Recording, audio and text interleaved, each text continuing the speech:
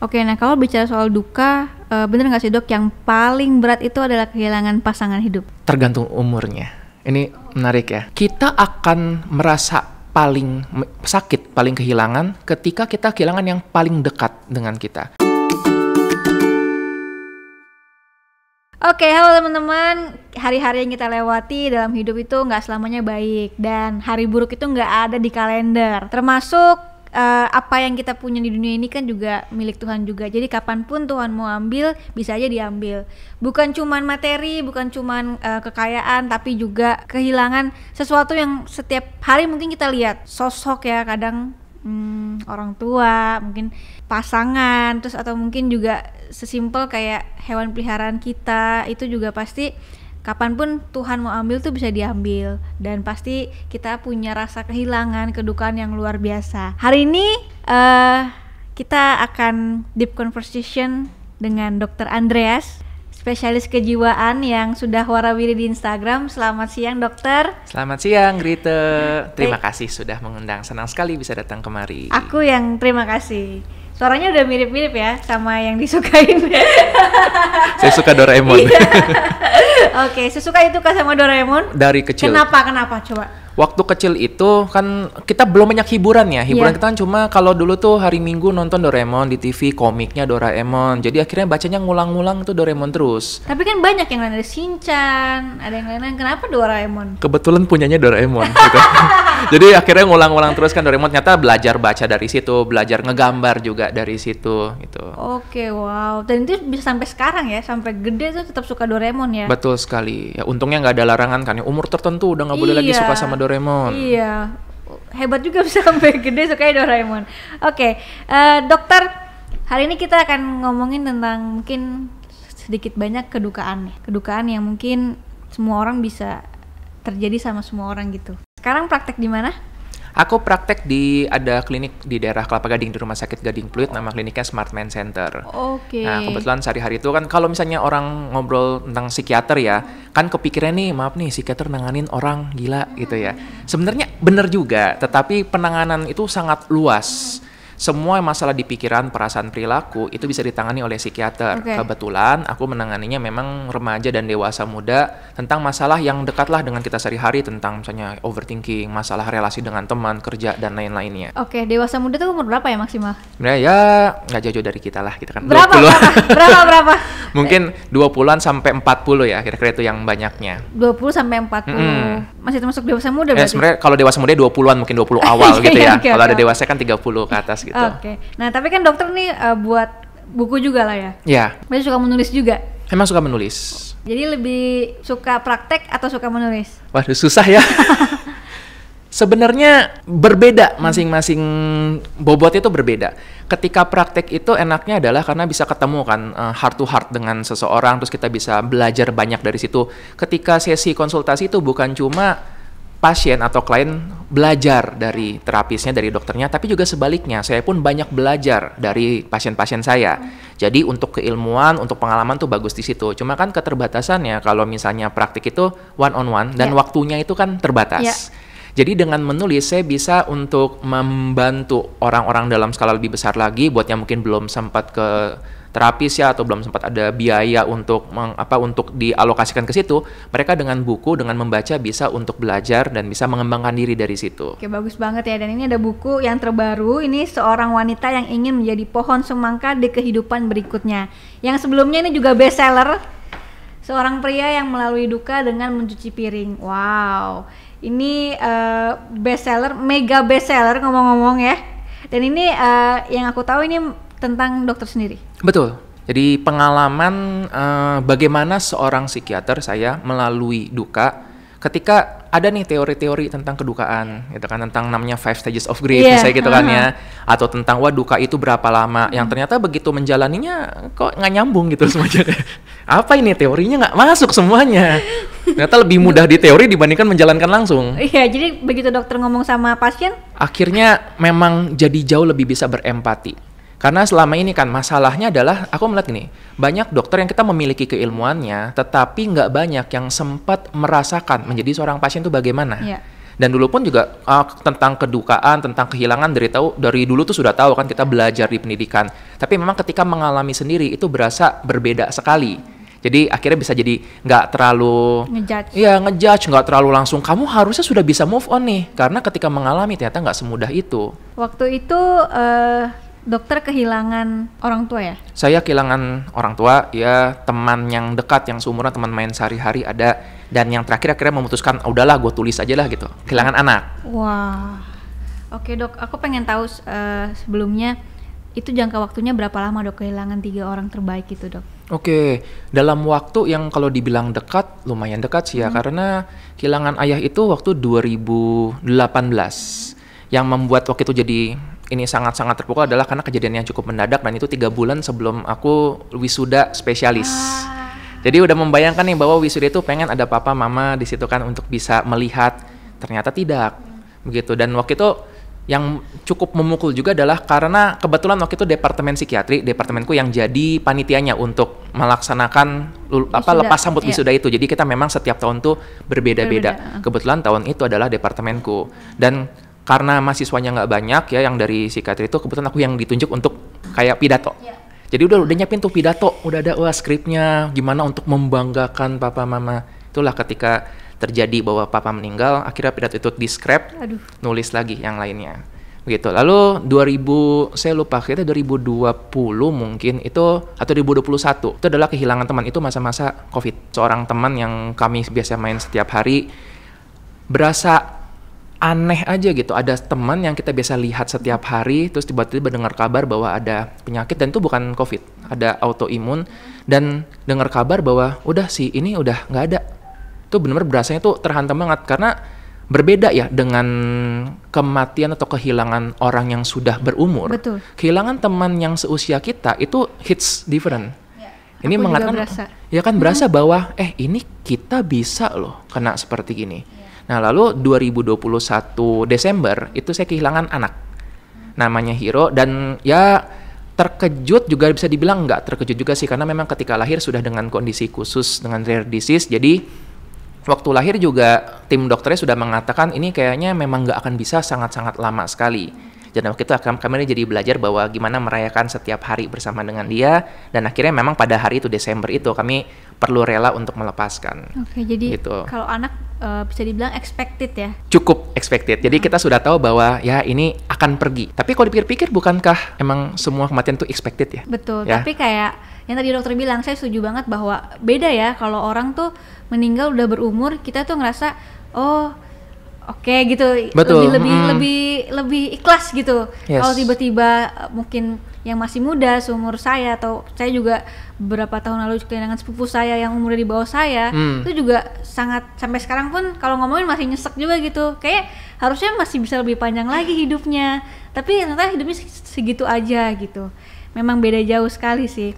Nah, aku pengen tanya dok, kalau di yang ini kan tentang kedukaan ya. Nah, kalau di buku yang baru ini, yang seorang wanita yang ingin menjadi pohon semangka di kehidupan berikutnya, apa tentang kedukaan juga? Menjelang kedukaan. Jadi kalau misalnya kita ngomong, yes, boleh. Kalau kita tentang kedukaan kan ada seseorang yang pergi, meninggal, lalu kita mengalami kesedihan tersebut. Tetapi kita sendiri kan suatu saat kita pun akan menuju ke kematian tersebut. Ya, angka kematian itu 100%. Jadi semua orang yang lahir udah pasti akan meninggal. Yang kita nggak tahu adalah kapan. Buku ini adalah refleksi atas keresahan. Apakah kita benar-benar sudah hidup atau belum?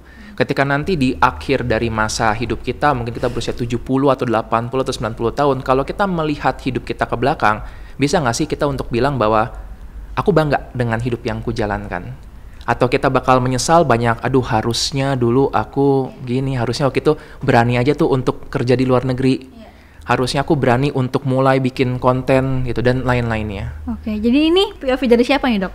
Jadi sosok yang seorang wanita itu kalau di cover sih ceritanya ya nyambung sebenarnya nih bukunya, kalau dibuat sebelah. Sama yang ini ya? Iya, memang mirip sama itu, inspirasinya memang dari beliau, istri saya. Iya. Jadi ini lucunya kalau digabungkan covernya nyambung sebelah-sebelahan. Oh iya?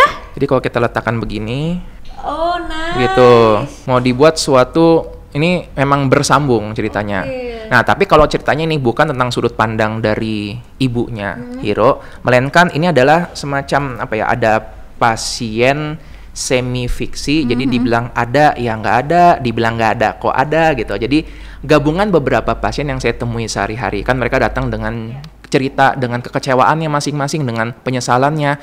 Lalu saya coba untuk sintesis nih, kalau aku gabungkan mereka jadi satu, kira-kira sosoknya seperti apa ya? Kira-kira seperti ini gitu. Jadi ini adalah buku percakapan antara sosok seorang pasien dan juga sosok seorang terapis. Kebetulan terapis itu adalah saya. Jadi bagi teman-teman yang udah membaca sih, mereka cukup dapat gambaran kira-kira seperti apa sih menjadi seorang klien yang datang berkonsultasi dengan psikiater atau psikolog. Oke, ini yang tadi dokter maksud bahwa akhirnya dokter bisa bantu lebih banyak orang Betul. tanpa mereka bertemu dengan dokter Betul sekali. secara personal gitu ya. Karena kan cara untuk pemulihan banyak yang nggak harus dengan one on one gitu sesi. Apabila dengan membaca bisa ngebantu, dan justru kan dengan podcast seperti ini, aku juga nonton soalnya yang Kak Grite sama Elvin. Oh, dokter Elvin. Yang itu kan pas aku lihat komentarnya banyak sekali yang merasa terbantu dengan itu, banyak yang baru relate banget dengan kasus relationship dengan pasangan. Nah itu kan salah satu dari berbagai cara bagi kita untuk pemulihan. Oke dok, mungkin sekarang kita masuk ke kedukaan itu sendiri ya. Ini setiap orang pasti 100% bisa ngalamin juga. Nah duka ini tuh sebenarnya apa sih dok? Kalau tanya duka memang sulit karena nggak pernah benar-benar ada orang yang sepakat ya untuk definisinya. Kalau saya sih ditanyakan, saya meminjam pendapat dari teman saya Dr. Jimmy. Dr. Jimmy pernah mempelajari Jimmy Ardian. Oh iya, pernah juga ke sini. Pernah juga. Tapi dulu 2020 waktu Covid. Saya waktu diskusi itu, Jimmy ini adalah salah satu juga teman saya yang banyak membantu memproses itu, dan dia mengatakan ya, duka adalah cinta yang kehilangan objeknya. Wow. Jadi sebelumnya kita mencintai seseorang nih, ada objeknya, lalu tiba-tiba objek tersebut hilang. Cintanya masih ada, tapi objeknya nggak ada. Inilah ada kekosongan tersebut. Okay. Nah, kalau dalam pendekatan lain, dalam acceptance and commitment terapi yang saya pelajari, itu adalah pendekatan untuk gimana kita menerima sesuatu, tapi bukan cuma menerima, melainkan kita komitmen, nih setelah nerima kita mau ngapain. Nah, dalam pendekatan ini dikatakan bahwa duka itu adalah sebuah periode di mana sesuatu itu bakal berubah. Jadi kata kunci adalah di periode dan perubahan. Makanya nggak bisa kalau kita berduka dan kita mengatakan aku pengen kayak dulu lagi.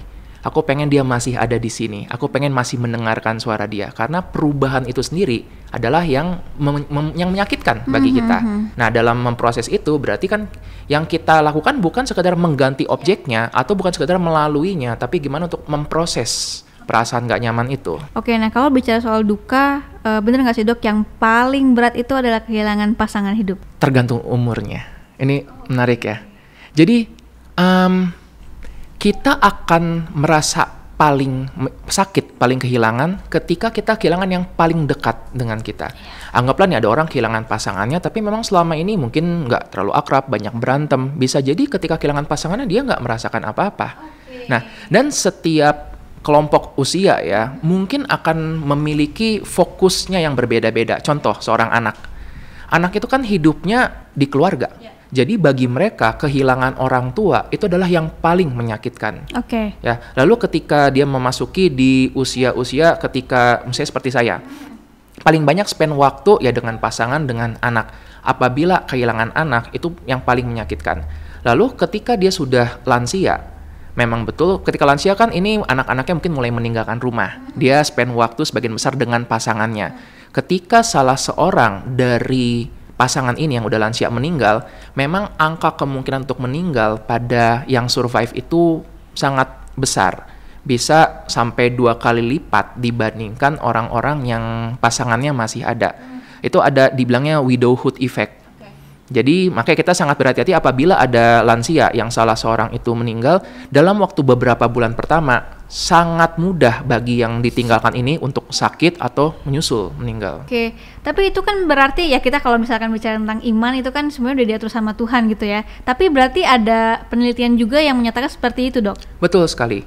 Ya karena begini, ketika kita bayangkan udah lansia ya, circle kita kan makin kecil, itu aja ya. Nah disinilah makanya jadi terbantu apabila ketika dia kehilangan pasangan itu, mereka bisa mendapatkan support system yang lainnya. Makanya sangat terbantu apabila anaknya mengunjungi, melihat cucunya, atau berkumpul dalam kelompok seperti misalnya kelompok rohani atau olahraga. Itu sangat ngebantu seperti itu. Dan saya memang kalau boleh cerita ya pengalaman juga, ibu saya salah satu yang sempat mengalami kesulitan tersebut.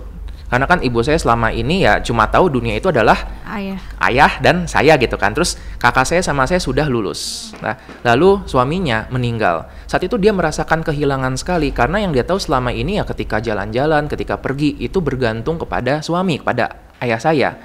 Dan waktu awal itu memang merasakan 6 bulan sampai setahun pertama mungkin yang paling berat, dan waktu itu kan ya misalnya kan adalah support terus, dan memang kelihatan ketika teman-temannya mulai mengajak untuk yuk senam lagi. Lalu keluarga-keluarga ngajak untuk ngumpul, ngajak untuk jalan-jalan. Awalnya masih ada tuh perasaan, aduh bersalah. Berangkat jalan-jalan tapi nggak sama papa, itu rasanya tuh aneh gitu. Dan itu adalah perasaan yang wajar. Kita menerima perasaan tersebut, kita memproses, dan untungnya dari waktu ke waktu pemulihan itu bisa terjadi. Oke, setiap orang kan pemulihannya beda-beda ya waktunya ya. Nah, tapi ada nggak sih average kira-kira berapa lama sih seseorang itu selesai dalam memproses kedukaannya? Kalau untuk selesai dalam artian melupakan, kemungkinan nggak akan bisa. Dan saya mengutip salah satu ungkapan dari pasien saya, dan itu juga dituliskan di buku Cuci Piring ini. Ada pasien saya yang dia sudah kehilangan anak itu selama 2 atau 3 tahun. Lalu ya ditanyakan sama keluarga, sama temennya, kok kamu masih sedih sih sampai sekarang? Dan jawabannya itu nampar banget. Akhirnya pasien saya ini bilang, ya saya sedih karena anak saya masih meninggal. Kalau anak saya tiba-tiba hidup lagi, saya nggak sedih lagi. Dan benar kan, karena anaknya masih meninggal, berarti sampai kapanpun kesedihan itu tetap boleh ada. Tapi memang kalau kita bicarakan yang beratnya, kita punya patokan kalau bisa dalam 6 bulan sampai setahun, sebaiknya masa-masa yang berat itu bisa untuk berlalu. Nah, masa yang berat berlalu ini artinya kita harapkan dia bisa kembali lagi ke aktivitas sehari-hari. Kalau dia sebelumnya suka untuk olahraga, suka untuk main, jalan-jalan, kalau bisa kembalikan ke situ lagi. Oke, berarti ada masanya yang masa terberatnya itu kalau bisa di 6 sampai setahun ya dok ya? Setelah itu ya... Apabila lebih dari itu masih terasa berat, berarti kita bisa melihat mungkin dia kekurangan support system, mungkin dia ada rasa bersalah yang nyangkut di situ, mungkin ada rasa tidak berdaya. Jadi kita juga nggak menyalahkan, kamu kelamaan nih.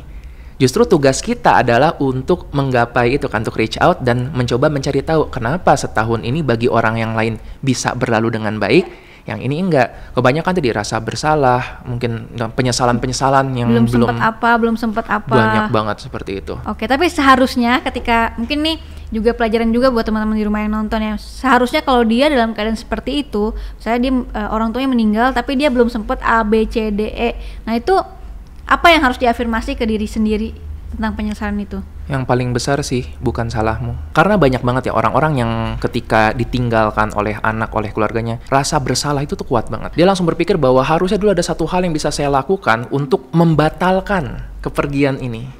Dan waktu itu pun juga terjadi pada saya kan, waktu anak saya meninggal sempat mikir, apa waktu itu harusnya kita bawa ke rumah sakit lain ya? Apa harusnya waktu itu kita bawa kemana-mana? Masalahnya itu kan lagi COVID dan memang nggak banyak tempat yang bisa dituju. Tapi tetap saja perasaan bersalah itu bisa terus-terusan ada. Jadi ketika saya ketemu dengan pasien, dengan klien yang datang dengan membawa rasa bersalah tersebut, yang paling pertama adalah kita perlu kenali apa sih cerita rasa bersalah yang dia bawa ini. Ya. Dan disitulah kita mengolah itu. Contoh boleh dok? Biar teman-teman juga tahu.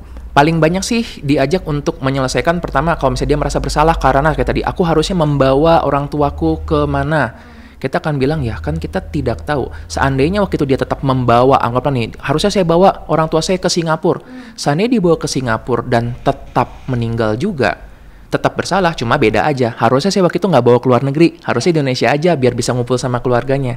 Kadang-kadang saya mengatakan bahwa situasi yang manapun yang kita ambil, kita bakal menyesal. Karena kita nggak bisa ngeramal. Nah, itulah satu cara. Jadi kita nggak harus dalam bentuknya berpikir positif. Kita justru ngajak mereka dalam situasi ini, mungkin emang nggak ada jalan keluar, nggak ada pilihan mudah dari situ. Ya, di beberapa situasi lain mungkin kita bisa melakukan teknik terapi, menulis misalnya, menuliskan surat kepada orang yang udah nggak ada. Dalam teknik terapi juga ada namanya empty chair. Empty chair terapi itu pendekatan dalam terapi namanya Gestalt, di mana seseorang ini diajak untuk duduk di depan sebuah kursi kosong dan visualisasi seandainya di depan itu ada orang tersebut. Apa yang mau dia sampaikan, apakah dia mau nangis atau bagaimana. Nah, terapi seperti ini banyak yang merasa ketika melakukan itu tuh menjadi lebih lega. Ya, karena ada perasaan yang nyangkut. Oke. Ya, dan perasaan itu yang perlu untuk dikuras. Oke, itu bisa terapi sendiri atau harus sama spesialis? Biasanya sih guided ya, jadi dibantu, didampingi, entah dengan psikiater, psikolog. Indonesia tidak ada grief counselor setahu saya, tapi di luar negeri ada seperti itu. Dan kadang-kadang kan memang yang terlatih ya, misalnya mungkin yang dengan keagamaan, ada kok yang melakukan gitu. Dengan berdoa juga sebenarnya kan salah satu cara untuk menguras perasaan tersebut. Intinya adalah kita mau menguras perasaan yang nyangkut unfinished business ini dengan cara yang fleksibel sesuai dengan masing-masing. Oke, paham. Nah, kalau bicara soal grief nih, ini kan ada 5 stages of grief. Nah, mungkin dokter bisa jelasin. Oke, Elizabeth Kubler-Ross ya. Jadi ini fun fact bahwa Elizabeth Kubler-Ross sendiri mengatakan bahwa dia sempat menyesal membuat itu teori tersebut karena jadi disalahpahami oleh orang-orang.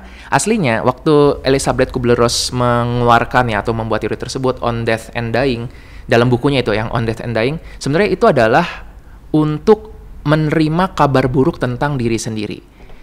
Anggaplah saya tiba-tiba mendapat kabar bahwa saya mengalami satu sakit tertentu. Nah, kemungkinan kita akan mengalami salah satu dari 5 fase tadi, mungkin dari shock atau anger gitu, atau shock atau denial.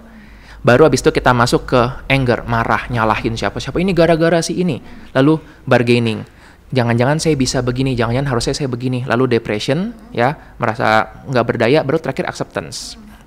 Sebenarnya ini adalah tahapan ketika seorang menerima kabar buruk, ya, tentang dirinya sendiri.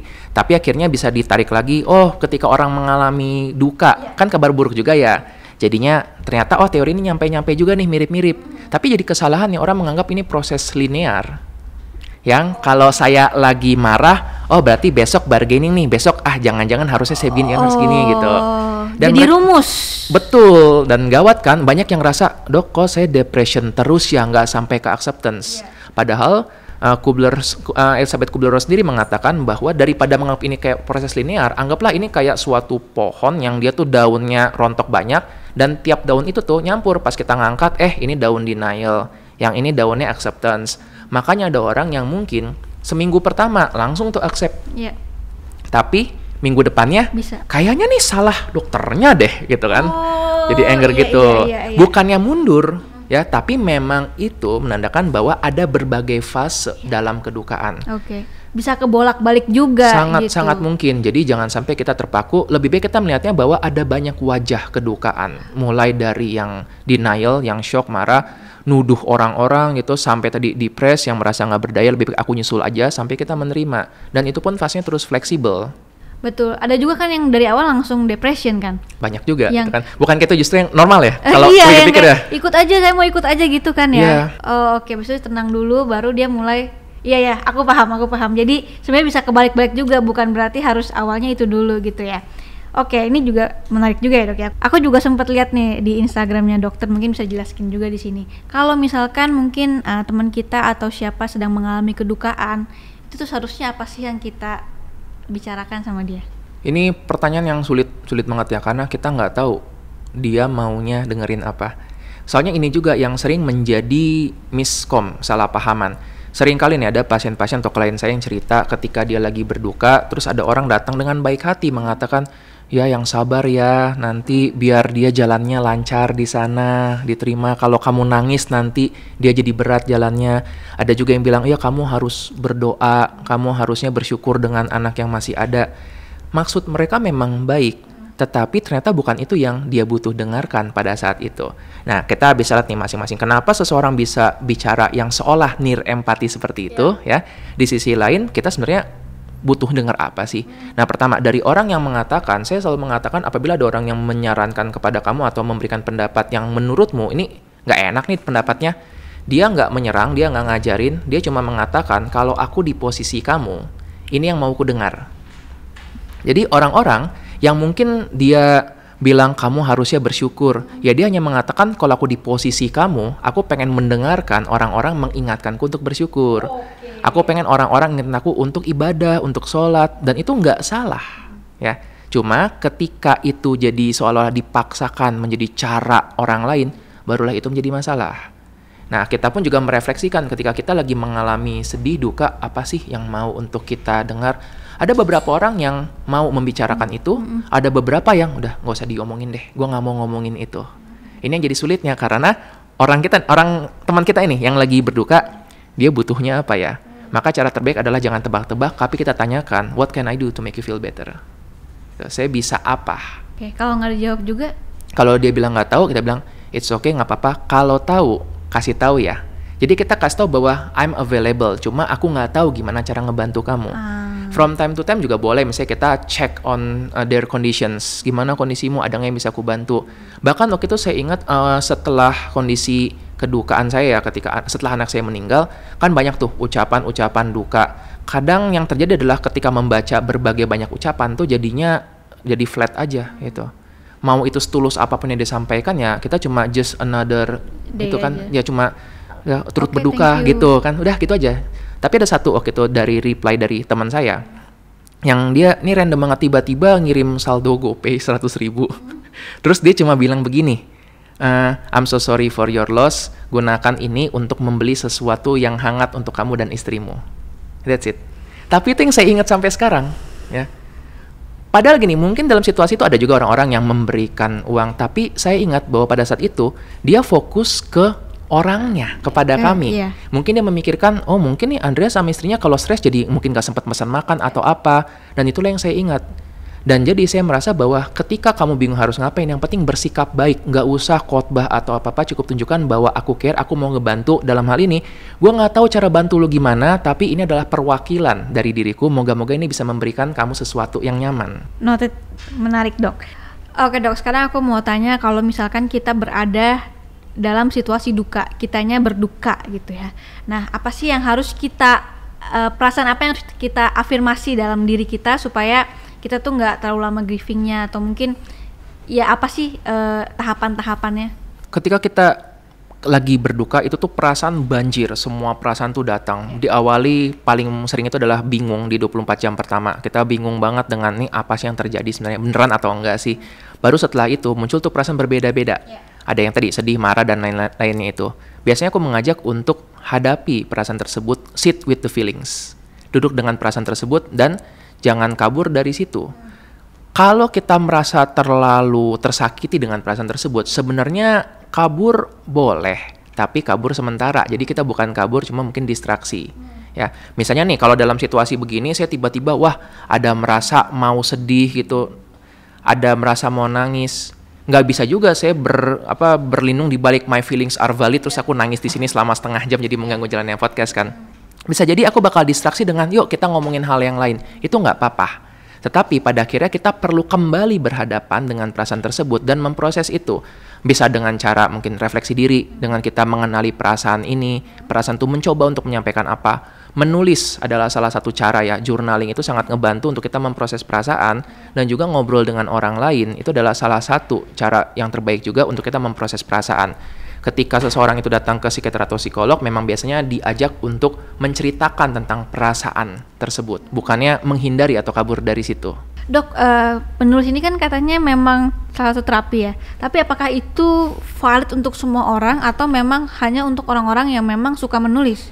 Aku menganggap bahwa proses coping ya, kita bilang ya, coping mechanism itu seperti olahraga. Jadi ada orang yang mungkin suka banget dengan lari, ada yang suka dengan main golf, ada yang bakal cocok, ada yang nggak cocok. Sama juga dengan teknik seperti gini, lakukan aja semuanya dan lihat mana yang cocok. Kebetulan bagi saya menulis itu cocok. Bagi pasien yang nggak suka nulis, udahlah lagi duka, disuruh nulis gitu kan, PR lagi makanya dari saya dokter. Juga, kayaknya saya juga bukan tipe yang itu. Karena gini kan, sebenarnya dengan ekspresi, dengan membuat konten juga salah satu cara juga. Ada yang dengan menyanyi, nggak apa-apa. Yang penting ya, kita cari eksperimen dengan sebanyak-banyaknya cara, and let's see what works. Jadi daripada kita menunjuk, aku pengen menulis untuk membuat dukaku menjadi terolah dengan baik, kita coba semua dan lihat yang mana yang nyambung ke kita. Nah, kalau dokter bercerita nih di buku yang seorang pria yang melalui duka dengan mencuci piring. Ini kan dokter analogikan kalau seorang yang berduka seperti dokter mencuci piring kan, nggak suka tapi harus tetap dijalanin prosesnya. Nah, gimana sih dok maksud dari buku ini atau maksud dari analoginya? Jadi kalau saya emang suka nih Grete untuk membuat analogi-analogi tentang hidup ya. Di sini itu tutorialnya cuci piring. Di sini juga ada tutorial nyusun puzzle kalau di dalam buku ini. Di buku yang ini tutorial menanam bunga matahari. Nah, jadi karena saya menemukan kita bisa belajar itu dari hal-hal yang seolah-olah remeh sehari-hari. Nyuci piring, air, sabun, bilas, selesai. Tapi ketika kita melihat step by stepnya itu, sebenarnya semua yang dilakukan tuh ada maknanya. Mulai dari ketika kita cuci piring, kita tuh sebenarnya nggak langsung mencuci. Apa yang tersisa itu kan kita singkirkan dulu. Entah misalnya ada tulang atau sisa sambal atau apa. Artinya apa? Ada sesuatu yang dia tuh sudah bukan di situ tempatnya. Dalam hal ini ya kalau ini sampah kita perlu buang ke tempat sampah. Kalau kita ngomongin tentang memori, tentang kedukaan, bukan berarti kita buang ke tempat sampah. Tempatnya adalah di masa lalu. Dan kita sedang tidak berada di masa lalu. Kita tetap menghargai bahwa oh ya ada nih ingatan tentang orang tersebut dan kita nggak akan lupa, cuma kita letakkan sesuai dengan porsinya di masa lalu. Gitu. Lalu yang lain lagi tentang air itu membersihkan.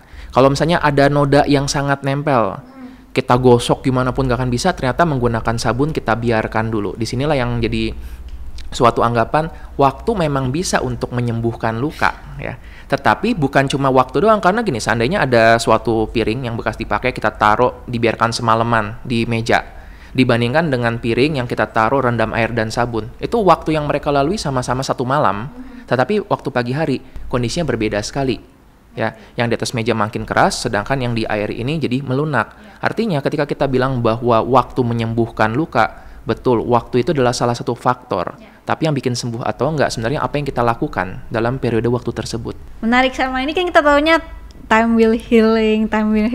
Tapi ternyata sebenarnya harus ada yang lain juga supaya benar-benar sembuh dengan sempurna gitu kan. Betul. Dengan maksimal. Kalau kita cuma nyalahin waktu kan jadi seolah-olah mana nih udah waktunya udah setahun nih. Setahun kok kata masih dokter kayak gini Andrea aja. Setahun harusnya udah lewat gitu kan. Tapi tanggung jawabnya itu. Iya. Yang di dalamnya tuh harus dibersihkan juga gitu ya, Dok ya. Menarik ya. Oke, tadi kan dokter bilang ada yang kedukaan, sudah juga yang dari remaja ke dewasa muda. Nah, tentang overthinking. Nah, itu gimana sih, Dok? Kenapa sih orang-orang sekarang tuh banyak banget overthinkingnya? Overthinking, aku suka ketika bahas overthinking dari katanya kan, thinking artinya mikir, over itu kelebihan, jadi overthinking ya mikir kelebihan, antara kelebihan jumlahnya atau kelebihan intensitasnya terlalu kuat, atau mungkin durasinya terlalu lama, atau mungkin jarak durasinya kejauhan mikirnya, itu semua kan overthinking. Durasi itu seperti apa maksudnya? Misalnya orang biasanya mikirin tentang tadi ada aku nyapa orang dia nggak bales gitu karena kita pikiran, tapi ada orang yang sampai sehari 2 hari itu masih kepikiran terus, kenapa ya kok dia nggak bales sapaanku gitu. Nah itu durasi seperti itu. Ada juga yang mikirnya mungkin kejauhan, jadi udah kepikiran hal-hal yang akan belum tentu terjadi 10 tahun dari sekarang. Kenapa kita jadi banyak overthinking? Karena memang stimulusnya banyak ya, sosial media. Ketika kita merasa bahwa kayaknya pekerjaanku sudah cukup oke nih, kayaknya penghasilanku cukup oke, tiba-tiba lihat teman kita baru buka bisnis cabang ketiga. Langsung kita overthink, aduh kayaknya aku ketinggalan deh. Jadi konsepnya adalah social unhappiness. Kita jadi nggak bahagia karena ada data lain di lingkungan kita yang tadinya hidup kita baik-baik aja, tapi karena ada data baru ini di lingkungan kita jadi mempertanyakan itu. Nah, sosial media itu kan nggak pernah habis ngasih data. Standar handphone bagus yang baru itu seperti apa, tempat nongkrong yang baru seperti apa, nonton konser yang asik seperti apa. Akhirnya tanpa sadar kita jadi terus membandingkan diri dengan orang-orang lain, dan itulah yang membuat kita nggak pernah benar-benar bisa konten, nggak pernah benar-benar bisa nyaman dengan diri sendiri. Jadi bagus atau enggak nih sosial media? Sosial media itu adalah buffet all you can eat. Di sana ada berbagai macam makanan. Ya. Ada makanan yang mungkin cocok buat kita, ada juga makanan yang mungkin terlalu berminyak, terlalu berlemak, dan mungkin ada makanan yang kita nggak bisa makan. Misalnya istri saya alergi udang gitu, jadi kalau ada udang ya dia nggak bisa makan. Tapi kita nggak pernah bisa bilang, saya nggak mau udang ini ada di sini. Atau saya misalnya, saya nggak suka nih, saya nggak suka jeroan, nggak boleh ada di sini. Nggak bisa, itu memang ada di situ. Tugas kita adalah untuk memilih kira-kira mana makanan yang bagus buat kita. Jadi sebenarnya kita punya pilihan. Ya, kita memang nggak bisa memilih apa yang muncul di depan kita, tapi kita punya jari untuk memilih mau mencari konten seperti apa. Waduh, analoginya banyak ya, sangat banyak ya. Ini juga sebenarnya saya dari dulu terlatih gitu, pengen untuk gimana menceritakan topik-topik yang sulit, yang berat dalam bahasa yang mudah, yang sederhana. Dan itu semua sebenarnya terima kasih kepada Doraemon. Karena waktu kecil saya memang kan suka baca Doraemon ya, dan saya menemukan bahwa penulisnya Fujiko Fujio itu sangat jago untuk membawa suatu topik yang berat. Time travel, alat ajaib, dinosaurus gitu kan, bahkan tentang ekonomi, tapi dalam bahasa anak-anak. Begitu. Jadi tanpa sadar hal-hal kecil kayak gitu tuh membentuk kita ya. Makanya saya selalu mengatakan nggak apa-apa, belajar aja sebanyak-banyaknya. Kita nggak tahu kapan itu bakal diperlukan oleh kita, dan ya kan belajar itu sebenarnya menyenangkan ya kalau kita memang memilih untuk itu. Oke, Dok, kalau misalkan pasien-pasien yang dokter tanganin gitu ya, yang dari remaja ke dewasa muda, kan tadi paling banyak katanya sekarang nih overthinkingnya. Ada nggak sih, Dok, yang dokter tuh sampai kayak, hah, kok bisa sampai sebegininya overthinkingnya? Wah, ada lagi. Ini bikin gemesnya begini. Jadi mungkin karena gini ya, kalau kita pikir itu tidak masuk akal, dia mencemaskan hal seperti itu. Jadi ini cukup sering, ini bahkan bukan 1 atau 2 pasien, ini udah beberapa. Kan beberapa klien yang saya tangani itu memang memiliki kayak usaha bisnis. Jadi bisa jadi nih dia sudah punya bisnis 5. Harusnya sudah aman, sudah tenang, tapi dia bisa insecure karena teman saya baru buka bisnis di luar negeri. Padahal kondisi dia pun sebenarnya sudah bagus. Atau misalnya dia baru mendapatkan yang sering, misalnya, wah kan sekarang di sosial media ada ya, merayakan 1 miliar pertama. Senang. Lalu tiba-tiba, tapi teman saya udah dapat 3 miliar, berarti saya ketinggalan dong.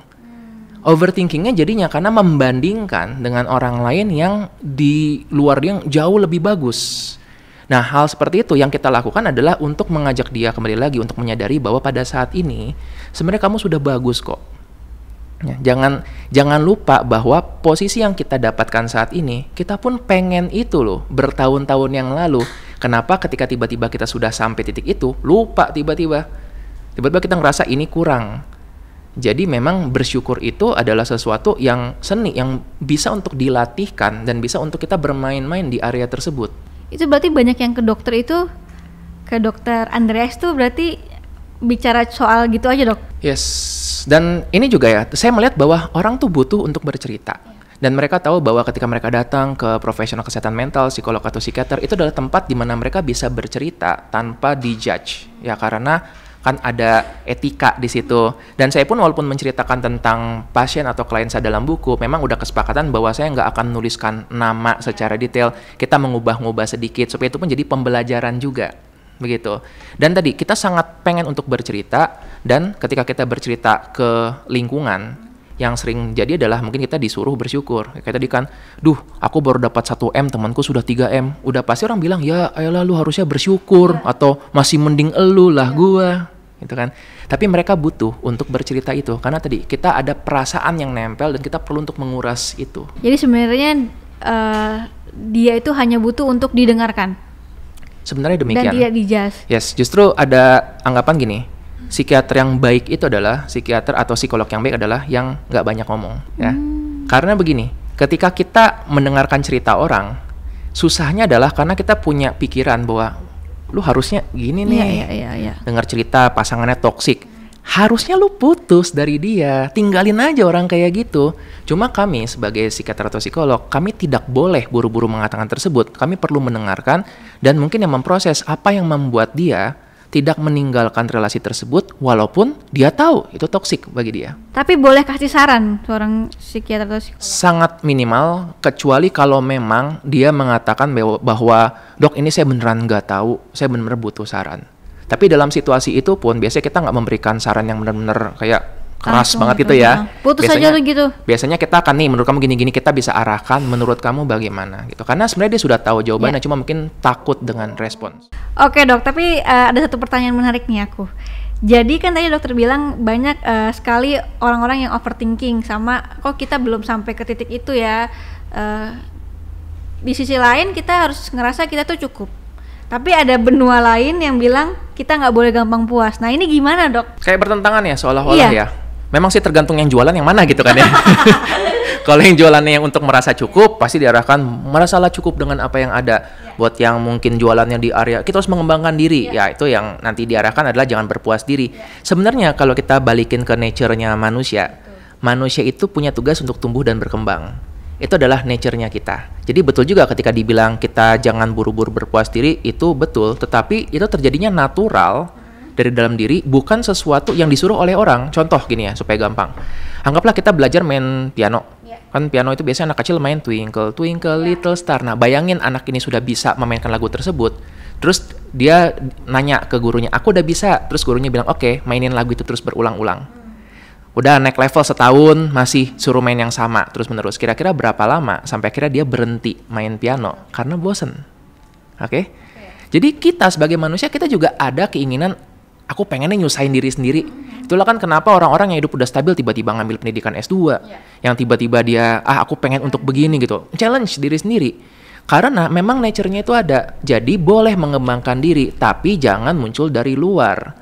Itu harus dari suara kita sendiri. Oke, dan semua tuh mungkin ada waktu yang tepat ya, dan gimana cara kita bisa wise, kapan nih waktu yang tepat untuk kita berkembang lagi kayak gitu ya. Setuju banget, kita perlu dengarkan diri, karena banyak juga orang-orang yang mungkin udahlah aku hidup santai aja, tapi dia jadi gelisah, karena tadi merasa ada potensial yang sepertinya ini nggak keluar. Ini kan di luar sana nih banyak yang overthinking karena media sosial ya kan. Sebelum kita ke dokter, apa sih yang bisa kita lakuin untuk diri kita sendiri at least, supaya kita tuh bisa meredam overthinking kita bisa bersyukur, kita bisa menjalani proses dengan baik, hidup dengan baik. Paling penting adalah kita mengenali pikiran. Kan tadi overthinking artinya mikir yang berlebihan. Ya, kita perlu menyadari pikiran kita. Aku biasanya sih menggunakan mantra-mantra yang aku sampaikan kepada pasienku. Bukan mantra bahasa itu, enggak gitu.